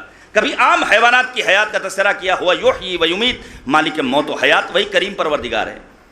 کبھی اخروی حیات کا تذکرہ کیا، یقول یا ویلتا لیتنی، اے کاش، یا لیتنی قدمت لحیاتی، میں نے اپنی اس حیات کے لیے کچھ اس دنیا سے بھیجا ہوتا. اور کبھی سورہ نحل میں مالک کہتا ہے من عمل صالحا من ذکر او انثى وهو مؤمن فلنحيينه حیاتا طیبہ، ہم حیات طیبہ کا مالک بنانے والے ہیں. حیات طیبہ کا مالک بننے کے لیے پہلی شرط وہ ہے انسان کا صاحب علم ہونا. پیغمبر نے فرمایا تھا بعثت بین الجہالتین، میں دو جہالتوں کے درمیان مبعوث برسالت ہوا. پہلی جہالت جہاں بیٹیوں کو زندہ پیوند خاک کر دیا جاتا تھا، جہاں شراب نوشی عام تھی، جہاں جوا کھیلنا، قمار بازی باعث فخر سمجھا جاتا تھا. نبی آئے ہیں، نبی خاتم نے ان تمام جہالتوں کو ختم کیا ہے. اور ایک جہالت، وہ کون سی جہالت ہے؟ بعد رحلت پیغمبر اعظم ہم نے دیکھا مسلمانوں کے ایک طبقے نے پیغمبر کے اعلان ولایت کو فراموش کر دیا. ولایت کے مقابلے میں خلافت، غدیر کے مقابلے میں سقیفہ، سنت کے مقابلے میں بدعت. یہی ہم میں اور ہمارے بڑے بھائیوں میں اختلاف ہے، اس کے سوا کچھ نہیں. مشترکات 95%، اور ہمیں انہی مشترکات کے سائے میں ایک ساتھ آگے بڑھنا ہے. عزیزان گرامی، تو کیا آج کا دور واقعی میں ترقی یافتہ دور ہے؟ آج کا دور جسے علم کا دور کہا جاتا ہے، کیا واقعی میں دنیا نے علمی راہ میں ترقی کر لی ہے؟ نہیں، میں تو کہتا ہوں دور وہی جاہلیت کا دور پھر آ گیا ہے. کل تک لوگ اپنے اونٹوں سے محبت کرتے تھے، آج کے ماڈرن زمانے میں لوگوں کو کتوں سے محبت ہو گئی ہے. ہوشیار رہنے کی ضرورت ہے. یہ رہبر معظم انقلاب نے اسے کو سافٹ وار اور جنگ نرم کا نام دیا ہے. یقین جانیے جب گھر میں وہ حقیقی محبت نہیں ملے گی جس کا انسان بھوکا ہے، جو انسانی فطرت میں اللہ نے قرار دیا ہے، تو کبھی انسان طوطے سے محبت کرے گا، کبھی انسان بلی سے محبت کرے گا، کبھی انسان کتے سے محبت کرے گا اور لے کر کے فقریہ ٹہلے گا گلیوں میں اور کوچوں میں. آج دنیا نے ترقی نہیں کی ہے، بلکہ دنیا میں بعض ٹولز نے ترقی کر لی ہے. کل تک بڑی بڑی کیسٹس ہوا کرتی تھی، آج چھوٹی سی میموری آ گئی ہے، میموری کارڈ آ گیا. کل تک مائک کے بغیر مجلس ہوا کرتی تھی، آج مائک موجود ہے. کل تک لوگوں کے پاس موبائل نہیں تھا، تار چلتا تھا، آج ہر ایک کے پاس اینڈرائڈ موبائل موجود ہے. عزیزان گرامی، کل کی جہالت میں اور آج کی جہالت میں یہی تو فرق ہے. توجہ کیجیے گا. کل جہالت یہ تھی کہ لوگ اپنی بیٹیوں کو پیدائش کے بعد زندہ دفن کرتے تھے، اور چونکہ آج کے دور میں ٹول نے ترقی کر لی ہے تو بچیوں کو پیدائش سے پہلے ہی سونوگرافی یا الٹرا ساؤنڈ کے ذریعے معلوم ہو جاتا ہے پیٹ میں بچی پروان چڑھ رہی ہے، اسے مار دیا جاتا ہے. اور کیوں مارتے ہیں لوگ؟ عام افراد ماریں تو ماریں، ہمارے سماج کے لوگ کیوں مارتے ہیں؟ کہاں سے کھلائیں گے؟ بڑی مہنگائی ہے. یہ وہی عقیدت توحید چونکہ مضبوط نہیں. پڑھیے گا قرآن، مالک نے آواز دی لا تقتلوا اولادکم خشیۃ املاق نحن نرزقہم وایاکم، خبردار فقر و تنگ دستی کے ڈر سے اپنے بچوں کو مت مارنا، ہم تمہارے بچوں کے رزق کا انتظام پہلے کرتے ہیں، تمہارے رزق کا انتظام بعد میں کرتے ہیں.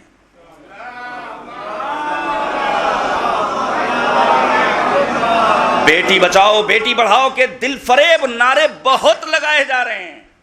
حقوق النسواں کے فیمنزم کے نام پر کھوکھلے نعرے بہت لگائے جا رہے ہیں.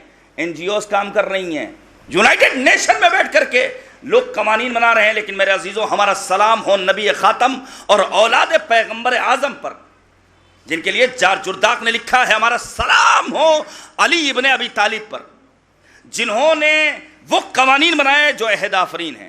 جار جرداق مسیحی ہے، معتقد ہے امیر المؤمنین کا، کہتا یا علی انا لست بمسلم فضلا ان اکون شیعیہ ولکن احبک. اے علی مرتضیٰ، شیعہ ہونا تو دور کی بات ہے، میں تو مسلمان بھی نہیں ہوں، لیکن میں آپ سے محبت کرتا ہوں. وہ لکھتا ہے میں نے یونائٹڈ نیشن میں بیٹھنے والے افراد کے قوانین کو بھی پڑھا ہے، میں نے علی مرتضیٰ کے بنائے ہوئے قوانین کو بھی پڑھا ہے، لیکن دونوں قوانین میں زمین و آسمان کا مجھے فرق ملتا ہے.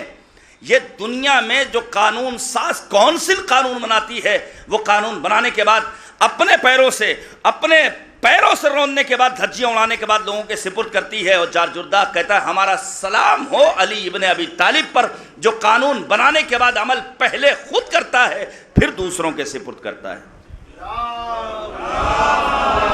بس بالعلم تکون الحیات. اگر حیات طیبہ کا مالک بننا ہے میرے عزیزو، تو ہمیں علم حاصل کرنا ہوگا۔ 779 مرتبہ قرآن مجید میں کلمہ علم آیا ہے، نماز کا بھی اتنا تذکرہ نہیں ہے، واجبات دین کا بھی اتنا تذکرہ نہیں ہے جتنا تذکرہ علم کا ہے۔ میں یہی گزارش کروں گا کہ ہم اپنے بچوں کی تعلیم کے سلسلے میں ہوشیار ہو جائیں۔ تعلیم سے مراد فقط کوئی ایک ڈگری لے لینا، کسی ایک مقصد تک پہنچ جانا نہیں، بلکہ مسلسل کتاب خوانی کا شوق ہمارے یہاں پیدا ہو جائے، ہونا چاہیے ہر رضا خانے میں ایک آدھ شیلف جہاں مذہبی کتابیں ہوں۔ انسان نہیں دل لگ رہا مجلس سننے میں تو کم سے کم خاموشی سے سلیقے کے ساتھ کتاب ہی پڑھ لے، لیکن کتاب خوانی کا ہمارے یہاں شوق نہیں ہے۔ علماء نے بہت کام کیا ہے، اب تک لوگ کام کر رہے ہیں ایسے افراد، لیکن جب تک ہم کتاب پڑھنے کے عادی نہیں بنیں گے، دین کے تعلیمات اور سیرت پیغمبر اور آل پیغمبر کے نقوش ہم تک نہیں پہنچیں گے۔ میں صرف ایک مثال دوں اسلامی جمہوریہ ایران کی، تقریباً 40 برس میں ایران نے کتنی ترقی کر لی۔ یہ تو جو لوگ گئے ہیں مومنین، یہ کہاں سے اتنی ترقی، جن کے پاس خاردار کانٹے دار تار بھی موجود نہیں تھے، آج ان کے پاس دنیا کے جدید اسلحے موجود ہیں، اور وہ دشمنوں کی آنکھوں میں آنکھیں ڈال کر گفتگو کرنے کا ہنر سیکھ سکے ہیں۔ یہ کیوں؟ کیونکہ بصیرت قیادت نے فقط ایک چیز پر فوکس کیا کہ تم پابندیاں مختلف عائد کر سکتے ہو، لیکن ہم اپنے جوانوں کو علم کی راہ میں اتنا آگے بڑھا دیں گے تم ہمیں بھوکا نہیں مار سکتے ہو۔ وہاں کا چاول آپ دیکھ لیجئے، وہاں کے پھل فروٹ آپ دیکھ لیجئے، ایک کیوی جیسے پھل کو لے لیجئے، یہاں ہم 50-60 روپے کی ایک عدد خریدتے ہیں، وہاں اتنے میں 1 کلو خرید سکتے ہیں تازہ۔ یہ صرف علم ہے۔ امام خمینی نے علامہ طباطبائی کے بارے میں کہا آج کا انسان ان کو نہیں پہچان سکتا۔ یہ تو ہمارے یہاں ایک فیشن نکل گیا ہے کہ مولوی صاحب آئیں گے تو 10 آدمی آگے 10 پیچھے، 4-6 بیٹھے رہیں گے، واہ آہا، یہ کیا ہے طریقہ؟ ڈاکٹر کلب صادق صاحب کا جملہ یہ بھی لکھنا چاہیے، جوانوں کو یاد ہونا چاہیے۔ وہ کہتے تھے ڈاکٹر صاحب کہ جب قوم میں جہالت آتی ہے تو چھوٹے چھوٹے لوگوں کو بڑے بڑے القاب و خطابات سے نوازا جانے لگتا ہے، اور پھر آج کا مولوی، آج کا شاعر خود پوسٹر ڈیزائن کرواتا ہے، جب تک وہ نام اور القاب نہ آ جائیں وہ راضی نہیں ہوتا ہے۔ امام خمینی نے علامہ طباطبائی کے بارے میں کہا آج کا انسان ان کو نہیں پہچان سکتا، 200 سال بعد جو پیدا ہوگا وہ پہچانے گا کیا تھے محمد حسین طباطبائی۔ تو کیا ہم جیسے کوئی طالب علم تھے امام خمینی کہ مولانا حیدر مری صاحب کی میں نے نام لے کر کے تعریف کر دی؟ نہیں، بابصیرت، صاحب عرفان، مجتہد، بابصیرت۔ جب میں نے ان کا زندگی نامہ پڑھا ہے علامہ طباطبائی کا تو مجھے ملا ہے کہ علامہ طباطبائی نے 12 برس حوزہ علمیہ قم میں گزارے ہیں، اور ان 12 برسوں میں فقط اور فقط 12 چھٹیاں کی ہیں، روز عاشورہ بس۔ ہم اپنے بچوں کی کتنی چھٹیاں کرواتے ہیں؟ آج چوتھی ہے، کل منگنی ہے، پرسوں شب بیداری ہے، نرسوں فلاں جگہ ہماری کا جلوس ہے، اور نہ جانے کیا کیا۔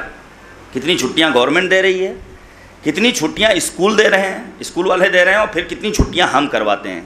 جب تک ہمارے بچے علم کی راہ میں آگے نہیں بڑھیں گے تب تک ہم یقین جانیے کسی بھی صورت ترقی کی شاہراہ کے راہی نہیں بن سکتے ہیں۔ امیر المؤمنین نے فرمایا بالعلم تکون الحیات، اگر حیات طیبہ کا مالک بننا ہے تو انسان کو اپنے آپ کو زیور علم سے آراستہ کرنا ہوگا۔ میں آپ کا ذائقہ تبدیل کروں اور یہ 4-6 منٹ گفتگو تمام کروں۔ ڈاکٹر پیام اعظمی نے کیا خوب کہا ہے کہ علم نے توڑے ہیں باطل نظریات کے بت، ہوں وہ پتھر کے صنم یا ہوں کسی ذات کے بت۔ علم نے پھینکے ہیں فرسودہ خیالات کے بت، چور کر دیتا ہے یہ رسم و روایات کے بت۔ جہل انسان کو فریب غم جا دیتا ہے، علم ہی جہل کے دریچوں میں اذاں دیتا ہے۔ علم سے ذہن میں ہے روشنی فکر و نظر، جہل انسان کے لیے وادی ظلمت کا سفر۔ علم رکھ دیتا ہے پہلو میں پہاڑوں کے جگر، جہل کو رہتا ہے ہر سانس میں حالات کا ڈر۔ جہل ہمت کی قبا پھاڑ دیا کرتا ہے، علم پتھر میں علم گاڑ دیا کرتا ہے۔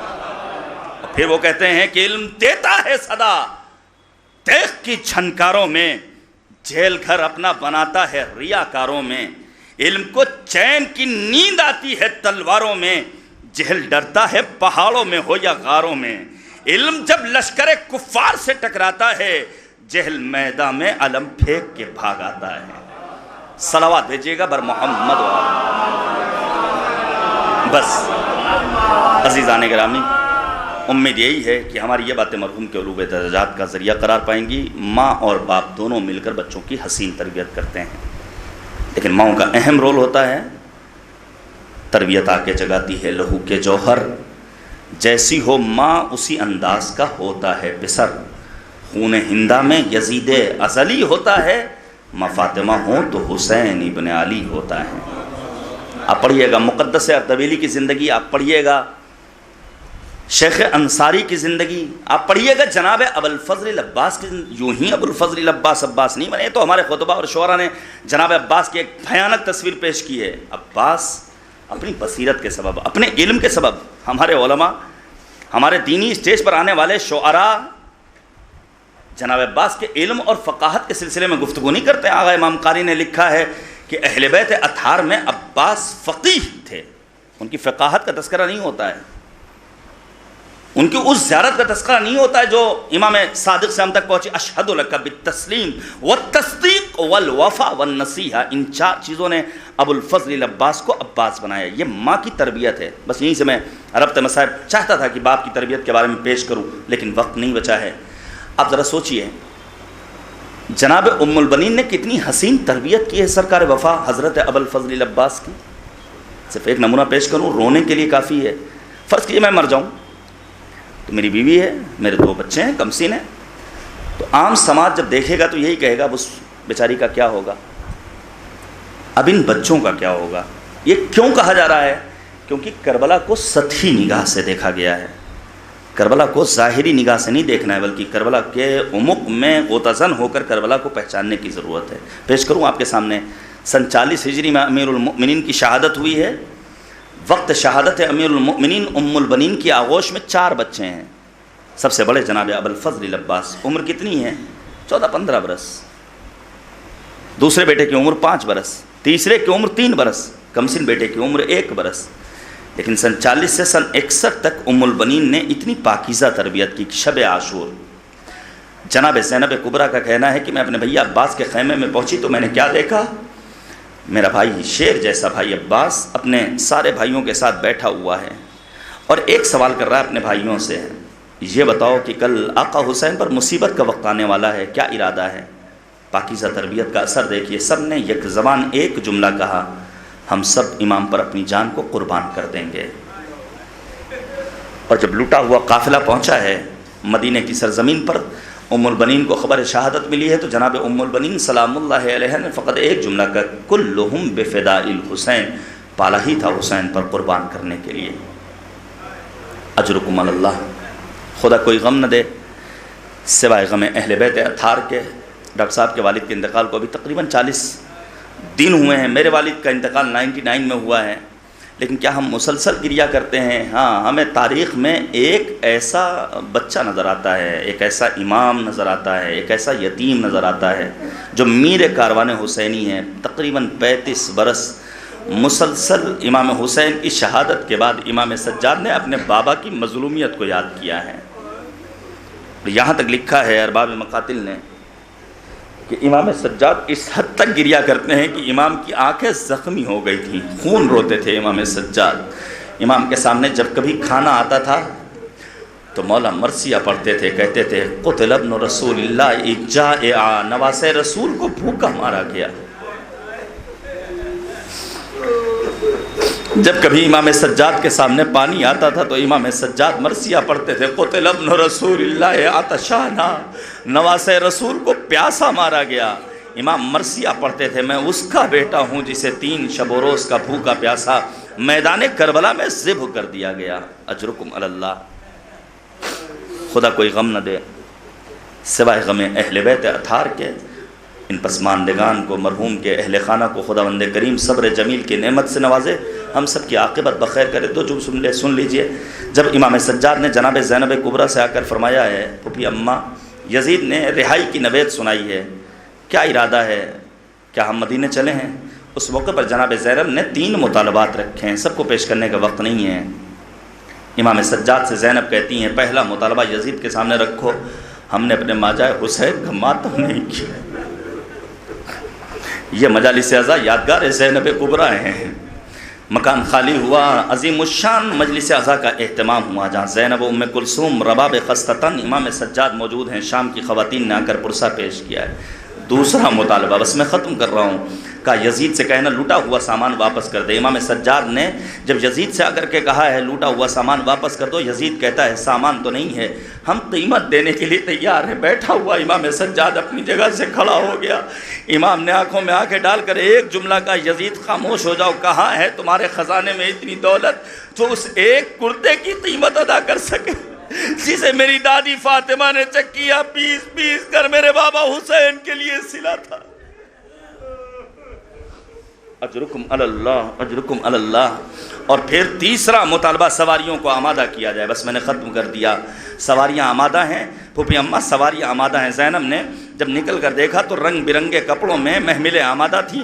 ایک جملہ جناب زینب نے کہا ہے، اجعلوها سودا حتی یعلم الناس نحن فی عزاء اولاد الزہراء۔ سید سجاد ان سے کہہ دو اس کے رنگ کو تبدیل کر کے کالا کر دیں تاکہ دیکھنے والوں کو مل جائے، معلوم ہو جائے ہم اولاد زہرا کے عزادار ہیں۔ لباس تبدیل ہوا، بیویاں سوار ہو گئیں۔ سید سجاد نے ایک سوال کیا، پھوپھی اماں کیا سب سوار ہو گئے؟ زینب نے بڑھ کر کہا، بیٹا سید سجاد، بھابھی رباب نظر نہیں آ رہی ہے۔ 24 برس کا امام کمر کو تھامے ہوئے زندان شام کے گوشے میں آگے بڑھا ہے۔ کیا دیکھا؟ ماں رباب سکینہ کی قبر سے ایسے لگی ہوئی ہے جیسے ایک ماں اپنے بچے کو اپنے سینے سے لگاتی ہے۔ شہزادی زینب کہتی، بھابھی سواری آمادہ ہے۔ رباب تڑپ گئی۔ شہزادی رباب مدینے جا کر کیا کرے گی؟ میرا شوہر کربلا میں مارا گیا، میرا علی اصغر کربلا میں مارا گیا، میری لاڈلی سکینہ زندان شام میں ہمیشہ کے لیے۔